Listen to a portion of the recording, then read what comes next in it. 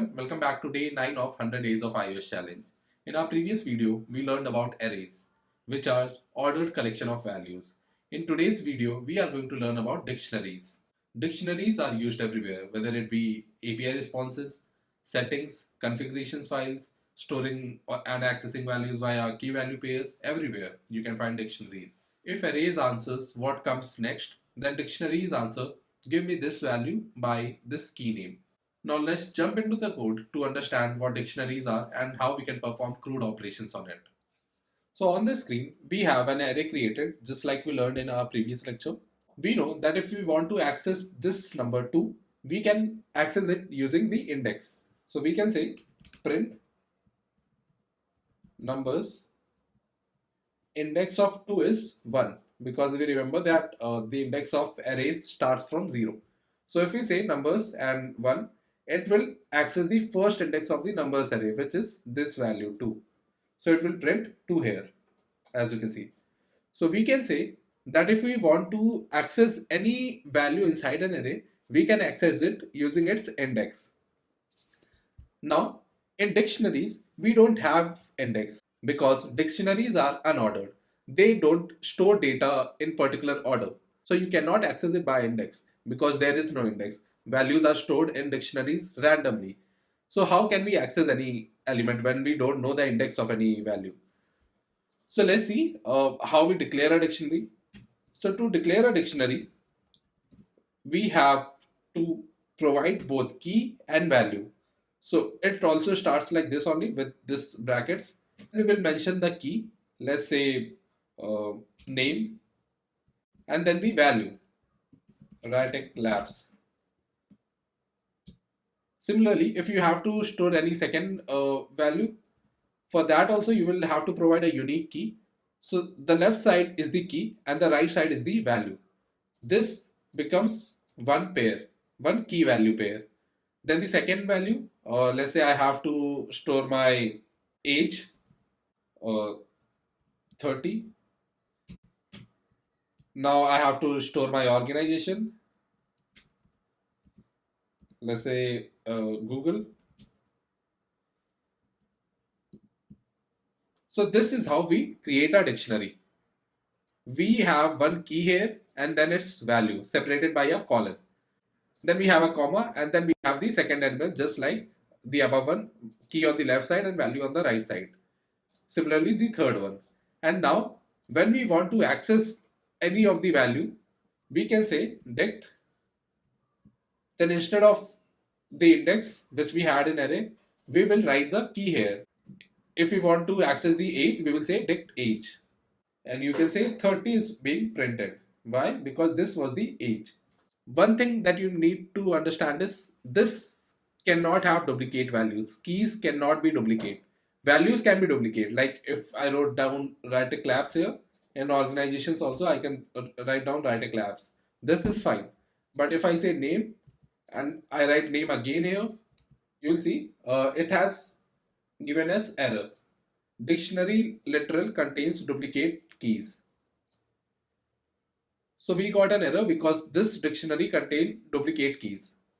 If I rename it, if I make it name 1 and remove this value, now the values are same but the keys are different. And you will see that this is working fine now.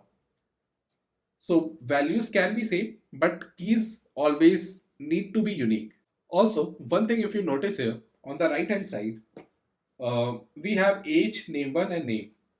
When we created the dictionary, we first gave name, then the age, and then the third key is name 1. But when it is printing here, it is printing age first, name 1 second, and name at the third place. This is why, because dictionaries are not stored in any particular order. That is why whenever we will try to print dictionary, it will always print in different order. The key value will remain same, like the value that is attached to this key will always remain same, but the order might vary, like this can come second and this can come first. Now let's see the CRUD operations that we have in dictionaries.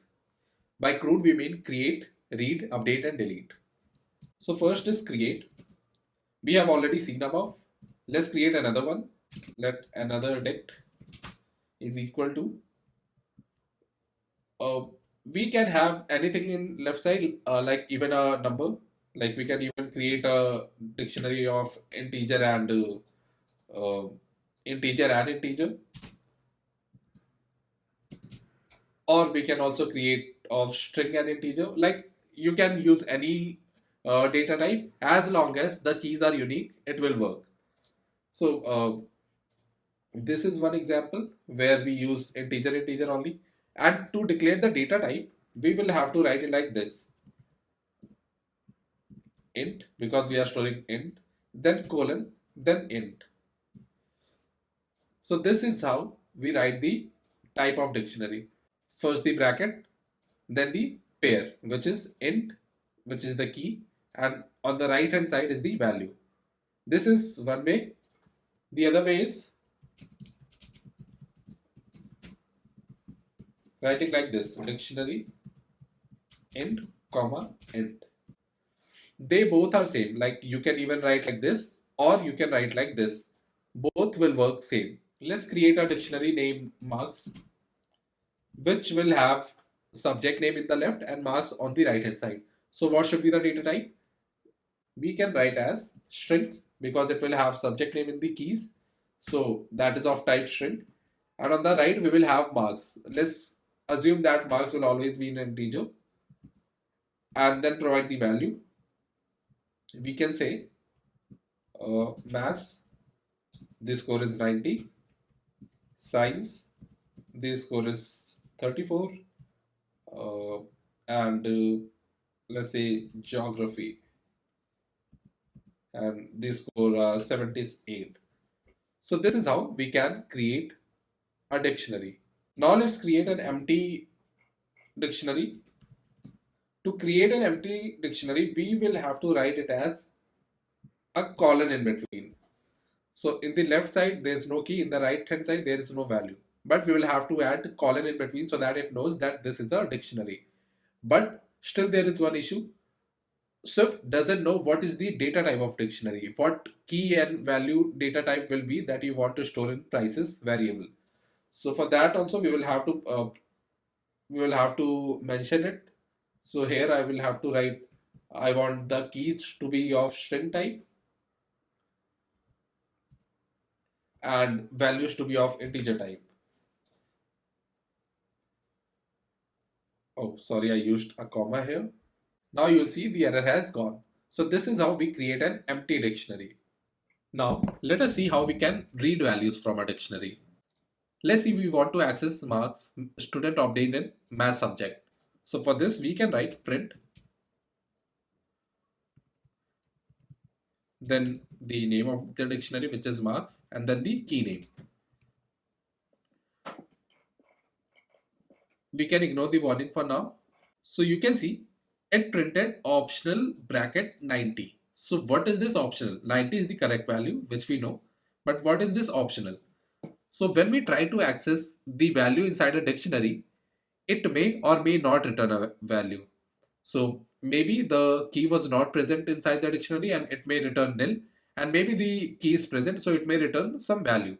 So because we are not sure whether the dictionary will return a value or not, so for that we can use if let statement, which says if let mass marks is equal to marks in mass, print marks in mass as mass marks, else print key value not found. We will make it uppercase. So you can see this marks mass, this statement was printing optional 90. Why? Because we were directly trying to access the value at that key. So Swift says that because it may or may not have a value, it returns it as optional. We will discuss this optional in our upcoming lectures. For now, you should know that optional means that whatever value is being returned with this variable, it may or may not be present. So to make sure that when we are accessing this variable, the value is present, we can use if let statement. So you have already seen what if statement are. Similarly, if let is used to safely unwrap a variable.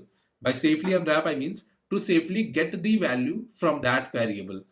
If the variable returns a nil value, let's say if the value was not present, then it will go to the else condition. And if the value is present, it will go to this, it will store it to this mass marks variable and give access to this variable inside this code block. So you can see we got the value stored in mass marks, and then we were able to access it inside this code block, and we successfully got the result too. Now what if we had some other key? Now this key we can see in the dictionary, this key is not present. So in that case you can see this key value not found got printed. So this is how we can safely get the value from dictionary. One more thing you should notice is, if the key name was math, which is correct, what if I make it lowercase? Will this return a result? And you will see we still got key value not found. Why? Because this math and this maths, they are both different for Swift. Why? Because this one uses a lowercase m and this one uses an uppercase m. So we can say the key name are case sensitive too. Now let's discuss the second way. First way was using if-less statement. Second is using nil-coalescing operator. Let's see what it is. So let's say I want to get the marks obtained in science. So let's say science marks is equal to marks, then the name of the key, which is science. And if this value is not present, then store 50. So what does this mean? This is called nil-coalescing operator, and the use of it is, if this variable returned nil, then store this value in science marks. So currently science marks is equal to 34. Why? Because in dictionary we have 34, so this indeed returned a result and the result was 34, so it got stored inside this variable successfully. But let's say the key name was wrong, so what will be stored in science marks now? And you will see that now science marks is equal to 50. Why? Because this returned a nil. So when this value was nil, so we said that if this is nil, store 50 inside it. So this nil coalescing operator means if the left side is nil, then store the right side value in the variable. Now let's see how we can update values. We'll use the same marks dictionary again. Let's say I want to update the marks obtained in science. I can say marks, then the name of the key is equal to 99. Previously he was failing, now he's scoring the top marks in the class. Now let's try to print marks. Also, because we declared marks as a let constant, so we will have to make it var, because we are actually updating. So we will have to make it a variable. And now you can see our new dictionary is science with 99 marks. So this is a way through which we can update the value of a key. Similarly, if you want to add a new value, you can just say marks, marks. Let's say biology is equal to 100. Hit top the class again. And now when we print marks, you will see a new key has been added with name as biology and marks as 100. This is how easy it is to add and update values in a dictionary. Now let's see how we can remove values. So to remove a value, let's say I want to remove this science. So I can say marks dot remove value for key. So I can just say remove this key value pair. So to remove this key value pair, if I want to remove this, I can just provide the key name and this whole pair will be removed. So if you see the new print statement, it just has geography, biology and maths. This science key along with this value got removed. And if I want to remove everything, I can just say marks dot remove all, and this will this will remove all the key value pairs from this dictionary. And you can see here that now we have empty dictionary. Let's just remove this line because we want to do few more things. If you want to know the count of the total key value pairs that are inside this marks dictionary, we can use if print marks dot count. This is similar to array.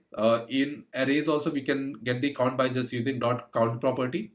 Similarly in dictionaries too we can use the same, and you'll see 3 got printed. Similarly we can check if marks is empty, just like we can do in arrays. So these two things are mostly similar, and we are getting false because it is not empty. If before this line we made it empty, remove all, then this will change to true. And you can see now marks.empty is printing as true because before that we removed all the elements. So this, by the time it is accessing it, it is empty now.